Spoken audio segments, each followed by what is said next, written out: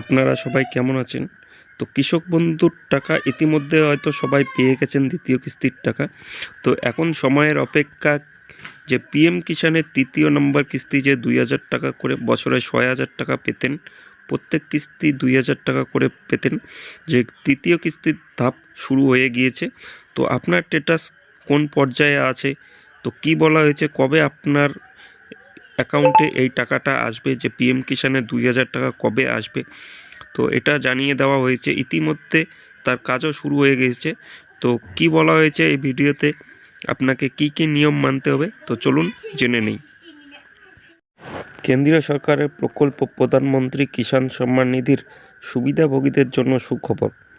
কৃষকদের ব্যাংক অ্যাকাউন্টে পরবর্তী কিস্তি বা ২২তম কিস্তির টাকা পাঠানোর প্রস্তুতি জোর কদমে শুরু হয়ে গিয়েছে। ইতিমধ্যে বহু কৃষকের বেনিফিশিয়ারি স্ট্যাটাসে পরিবর্তন লক্ষ্য করা যাচ্ছে, যা ইঙ্গিত দিচ্ছে যে অপেক্ষার অবসান আসন্ন। তবে একটা পাওয়ার আগে কিছু প্রযুক্তি বিষয় এবং সময়সীমা সম্পর্কে স্পষ্ট ধারণা থাকা প্রয়োজন। পিএম কিষাণ যোজনার নিয়ম অনুযায়ী বছরে মোট ৩টি কিস্তিতে ৬,০০০ টাকা প্রদান করা হয়। এই কিস্তিগুলি সাধারণত ৩টি নির্দিষ্ট মরশুমে দেওয়া হয়: এপ্রিল থেকে জুলাই, আগস্ট থেকে নভেম্বর, ডিসেম্বর থেকে মার্চ। গত ১৯শে নভেম্বর ২০২৫ তারিখে কৃষকদের অ্যাকাউন্টে ২১তম কিস্তির টাকা পাঠানো হয়েছিল। সেই হিসেবে বর্তমান বা ২২তম কিস্তিটি ডিসেম্বর-মার্চ পূর্বে অন্তর্ভুক্ত।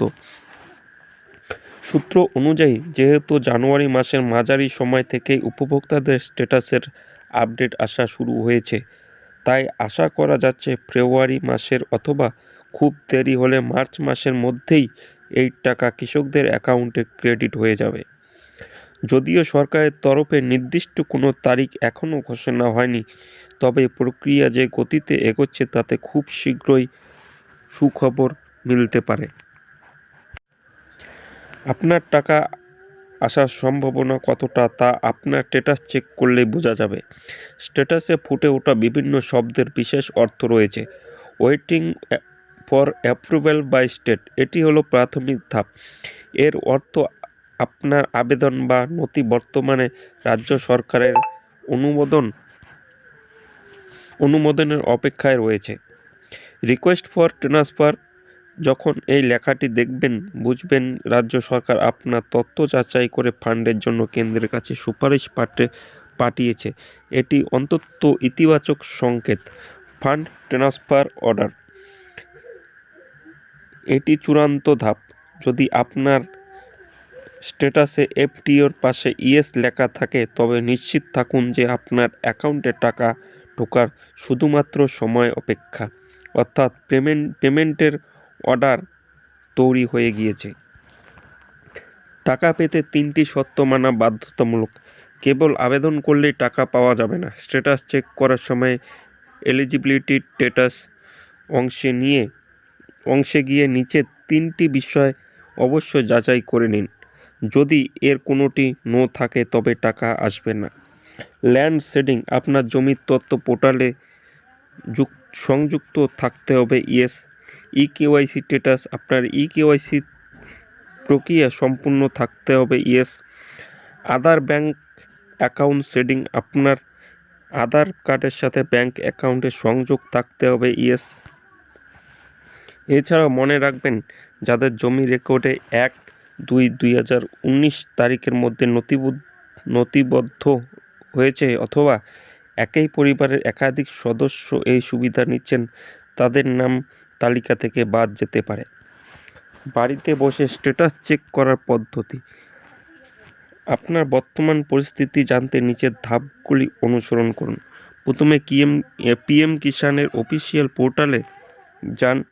ফার্মার কর্নার সেকশনে গিয়ে নাও ইয়োর স্ট্যাটাস বোতামে ক্লিক করুন। আপনার রেজিস্ট্রেশন নাম্বার এবং ক্যাপচা কোডটি সঠিক জায়গায় বসান।